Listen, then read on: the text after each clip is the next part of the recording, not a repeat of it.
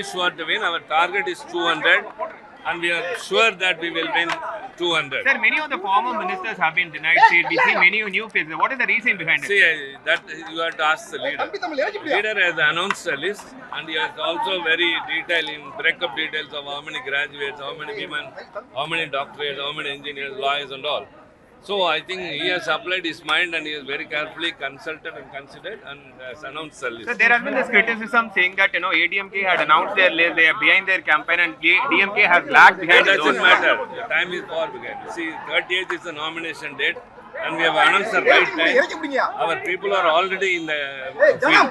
We have already been working the BLC, the BLE2 and all. And so the DMK is on the right time. We have filtered the candidate, and you will see in the campaign and the result. You will see our target 200 we will achieve. Prime Minister coming, sir.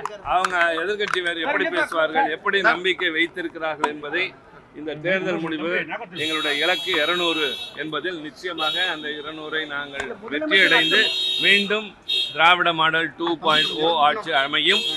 எங்கள் தலைவருடைய திட்டங்கள், அவருக்கு மக்களிடம் ஏற்பட்டிருக்கிற ஒரு மிகப்பெரிய பிடிப்பு, தொடர்ந்து துணை முதலமைச்சருடைய உழைப்பு, சாதனைகள், இயக்க தொண்டர்கள் ஆரம்ப தேர்தல் களத்தில் இறங்கி களப்பணி இவ்வளவும் சேர்ந்து எங்களுடைய வலிமையான கூட்டணியும் சேர்ந்து நிச்சயமாக நாங்கள் 200 என்ற இலக்கை வெற்றிகரமாக அடைவோம். எதிர்க்கட்சியினர் அப்படித்தான் பேசுவார்கள். அது குறித்து நாங்கள் கவலை கொள்ள வேண்டியதில்லை. இனி எங்கள் கவனம் மக்களிடம் செல்ல வேண்டியது, திட்டங்களை பிரச்சாரத்தை எடுத்து வைத்து வெற்றியை நோக்கி செல்வது.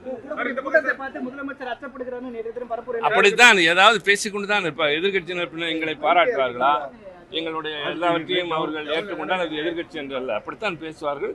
ஆனால் தீர்ப்பளிக்கப் போவது மக்கள் தான். அதை நீங்கள் ஏப்ரல் 23ஆம் தேதி அந்த தேர்தல் முடிவுகள், தேர்தல் நாளன்று அவர்கள் தெரிவிப்பார்கள். மே 4 தேர்தல் வாக்கெடுப்பு எண்ணிக்கை நடைபெறுகின்ற போது திராவிட முன்னேற்ற கழகத்தின் தலைமையிலான மதசார்பற்ற முற்போக்கு கூட்டணி 200 தொகுதிகளை வென்றெடுத்தது என்ற ஒரு புதிய சரித்திரம் நிச்சயமாக படைக்கிறது. செய்திகளை உடனுக்குடன் தெரிந்து கொள்ள கீழ்கண்ட கேபிள் மற்றும் டிடிஎச் நெட்வொர்க்குகளில் எம்நாடு செய்தி தொலைக்காட்சியை காணுங்கள். பாதகம் செய்பவரை கண்டால் நாம் பயம் கொள்ளலாகாது பாப்பா.